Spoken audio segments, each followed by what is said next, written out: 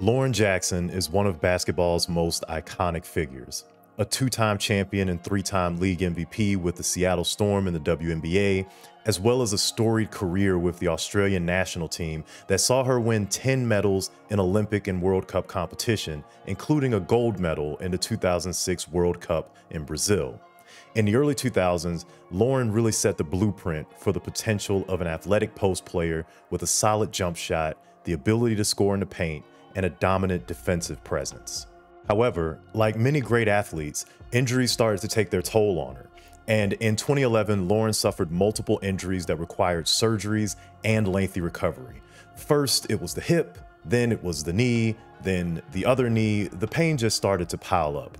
During the 2011 season, Lauren was limited to only 13 games with the Seattle Storm. She would return for the 2012 season, but the injuries and recovery would limit her to only 9 games during the regular season.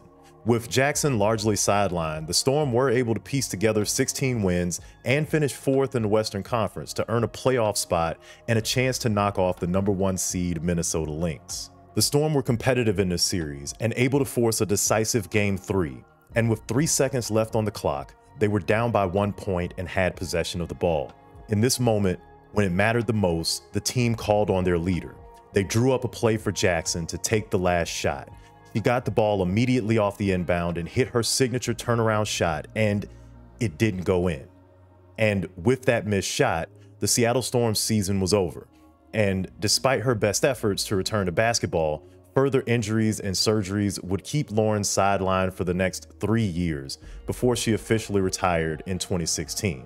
So that means that this missed shot, this missed opportunity, was the last professional basketball moment on tape for the legendary Lauren Jackson. And this isn't uncommon. In fact, this is how most athletes' careers end. Father Time taps you on the shoulder with wear and tear until you finally get the message, hang up your jersey, and go home. Very few athletes get that fairy tale ending to ride off into the sunset victorious, and Lauren's career was just another one that failed to have that type of moment. Or so we thought. Until at the age of 41 years old, Lauren Jackson made a comeback to professional basketball with the Australian national team and ended her career with a performance that Hollywood couldn't have scripted any better. After her official retirement in 2016, Lauren went back home to take a position with Basketball Australia as the head of its women's basketball program. She settled into her new job and she had 2 kids. On the surface, she seemed content with her new life as a basketball executive and a mother. But internally, Lauren felt like she had more basketball left in her, but her body just wouldn't cooperate. She always regretted not being able to leave the sport on her own terms. In 2021, Lauren wanted to try an alternative to the prescription painkillers she had been taking for years, and so she signed up for an experimental medical marijuana trial. After a few months on the trial, she felt incredible and was able to train again and live an active lifestyle with her 2 boys. It wasn't long before Lauren was feeling so good, in fact, that she began to increase her training regimen and eye a return to professional basketball. In early 2022, Lauren announced that she would be playing in the NBL 1, a semi-pro basketball league in Australia. She joined her hometown team, the Albury Wodonga Bandits, a team that plays their home games in the Lauren Jackson Sports Center. That's right. Lauren Jackson's comeback to professional basketball would begin in her hometown stadium, named in her honor. In the NBL 1, Lauren Jackson was back to being vintage Lauren Jackson. During the season, Lauren appeared in 14 games for the Bandits, averaged 32 points per game and about 13 rebounds per game. That's an average of a 30-point double-double over this 14-game sample size. In fact, she had 4 games where she scored over 35 points, including a May 7th game where she scored a season-high 41 points with 13 rebounds in only 24 minutes of playing time, which is absolutely insane. And now, I know what you're thinking. This is semi-pro ball. She is a professional. Of course she should be able to come in and dominate these girls. And sure, while this may be a former professional athlete, this is also a recent mother with 2 young kids and 2 bad knees who hasn't played meaningful professional minutes in a decade.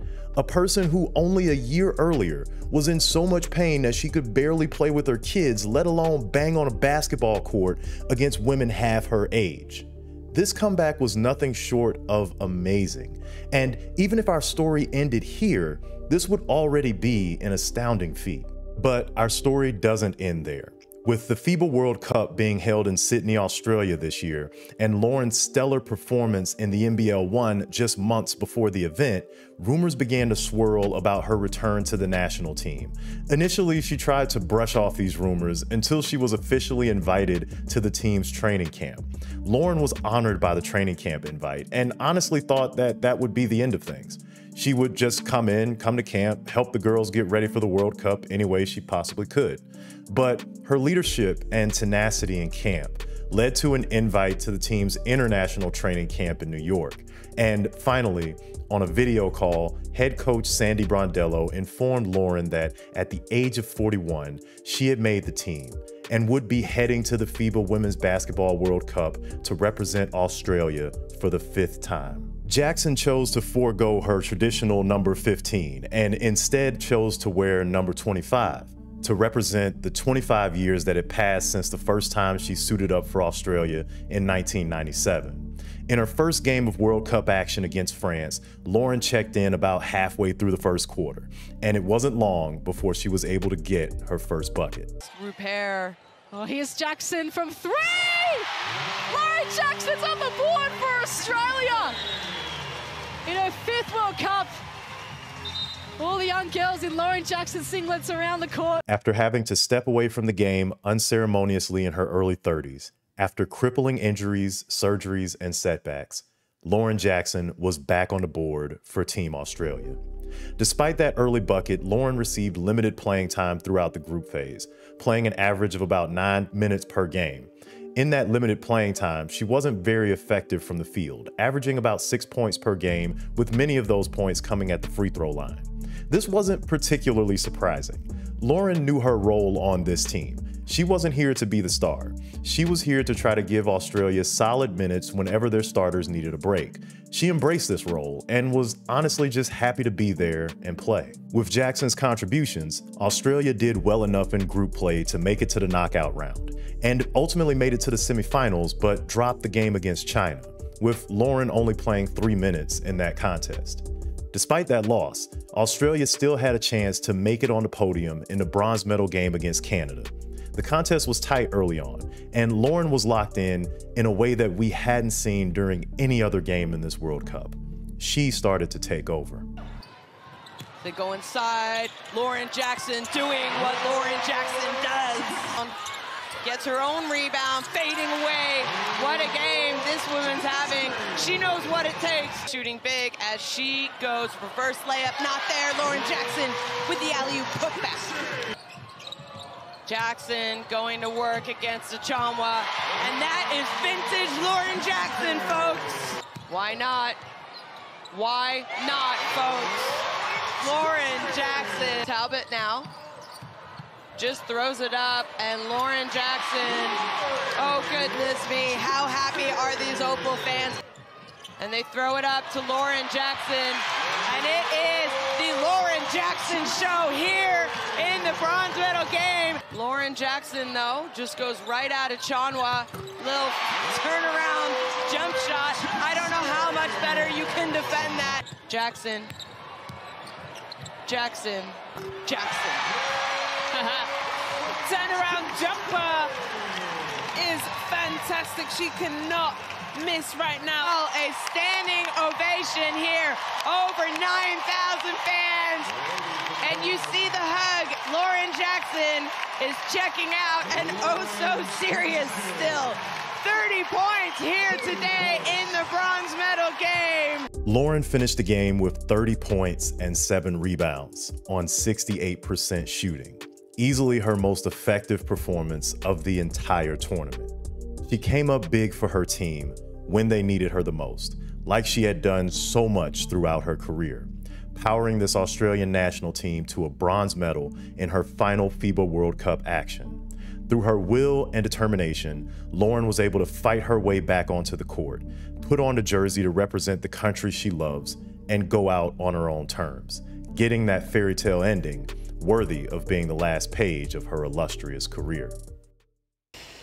I think the emotion is different now because, you know, you don't know what you've got until you've lost it, and I'd lost it for a really long time. So it's, you know, the perspective's very different now, and yeah, I feel so honoured. Honestly, it has been, and I said this earlier today, it's just been a bit of a mind game because, like, I have been very emotional on this journey. There's been moments where I've like completely broken down just because I haven't dealt with the way that my career ended and like some of the stuff that I had to go through like 10 years ago, you know. On the bus to my first international game a week and a half ago, I literally broke down. I was listening to some music and then, you know, those feelings just completely overwhelmed me. When the Opals take the gold, okay, at the World Champs, what's next? WNBL, WNBA, Paris 2024. If the kids are okay with it, Lauren, if the kids are okay with it, can we see you in Paris? No, but I've said no before, and here I am. So who knows? You know, who knows?